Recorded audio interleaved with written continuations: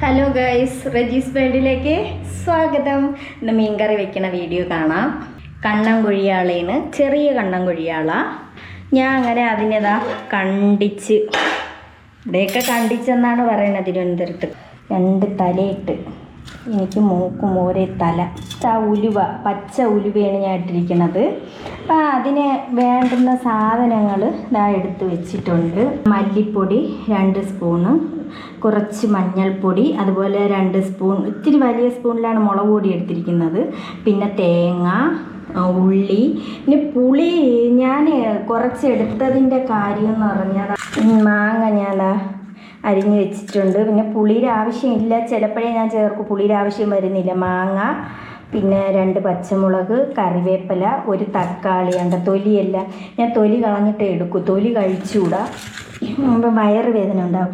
എന്ത് തന്നെ ആയാലും പുളി അങ്ങ് മാറ്റി വയ്ക്കാം, പുളിയുടെ ആവശ്യം വരില്ല. മാങ്ങ ഇത്രയും ഇരിക്കുകയല്ലേ, ഇതെല്ലാം കൂടി ഇതിലോട്ട് ഇട്ട് കൊടുക്കാം. മാങ്ങ കണ്ട അതാ, തക്കാളി ഇട്ട് കൊടുക്കുകയാണ്. അപ്പോൾ പച്ചമുളക് ഇട്ടു, മാങ്ങ ഇട്ടു, തക്കാളി ഇട്ടു, പിന്നെ അതാ കറിവേപ്പിലയും കൂടി ഇട്ട് കൊടുക്കുകയാണ്.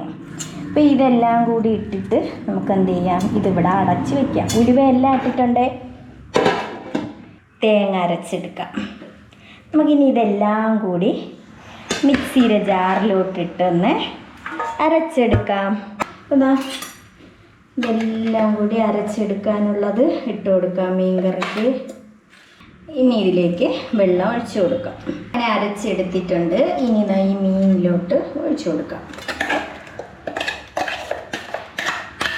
ഇതെല്ലാം കറക്റ്റാണ്, ഭയങ്കര കളറൊന്നും ഇല്ലാതെ മുളക് പൊടിയൊക്കെ കുറച്ചാണ് ചേർത്തിരിക്കണം. അപ്പം ഇനി ഇതൊക്കെ കഴുകി അങ്ങോട്ട് ജാറ് കഴുകി നല്ലതുപോലെ ഒഴിച്ച്, നല്ല ഭംഗിയല്ലേ കാണാൻ. അപ്പം ഇനി ഇതിലേക്ക് ഉപ്പ് ഒഴിച്ച് കൊടുക്കാം. ഞാൻ ഇപ്പം 1 കവർ കല്ലുപ്പ് വാങ്ങിച്ചായിരുന്നു. ഇനി ഇതിരുന്ന് വേവട്ടെ, കുറച്ച് കഴിഞ്ഞ് തിളച്ചതിന് ശേഷം കാണാം. മീൻകറി ഇതാ തിളച്ചിരിക്കുന്നു. കണ്ട മാങ്ങയൊക്കെ കിടക്കണുണ്ട്. അപ്പോൾ ഈ പുളിപ്പുണ്ടേ, ഞാൻ നോക്കിയായിരുന്നു, മാങ്ങയുടെ പുളിപ്പ് ഇറങ്ങിയിട്ടുണ്ട്. മാങ്ങയും തക്കാളി ഇട്ടതല്ലേ, അപ്പോൾ അതുകൊണ്ട് പുളിയുടെ ആവശ്യം വന്നില്ല. അതാണ്ട മീൻ തിളച്ച് ഇച്ചിരി നേരമായി. കുറച്ചുകൂടെ ഇങ്ങനെ കിടന്ന് ഒന്ന് വറ്റി വരട്ട്.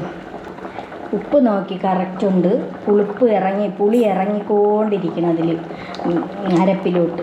അപ്പം ഇനി നമുക്ക് തിളച്ച് വെന്തതിന് ശേഷം കാണാം. അങ്ങനെ നമ്മുടെ തേങ്ങ അരച്ച കണ്ണൻകൊഴിയാള മീൻ കറി റെഡിയായിട്ടുണ്ട്. ഇതാ കണ്ട മീൻ, അതുപോലെ ഇതാ മാങ്ങ ഞാൻ കാണിച്ചു തരാം. എല്ലാം വെന്തിട്ടുണ്ട്. മാങ്ങ, തക്കാളി എല്ലാം ഉണ്ട്. കറി പുളി അരച്ചില്ലെങ്കിലും മാങ്ങയുടെ പുളിപ്പെല്ലാം ഇറങ്ങി നല്ല ടേസ്റ്റ് ഉണ്ട്. അപ്പം ഇതാണ് നമ്മുടെ തിരുവനന്തപുരം തേങ്ങ അരച്ച മീൻകറി. അപ്പോൾ ഗൈസ്, ഇന്നത്തെ വീഡിയോ, മീൻകറിയുടെ വീഡിയോ ഇത്രയൊക്കെ ഉള്ളൂ. Okay, bye, Tata.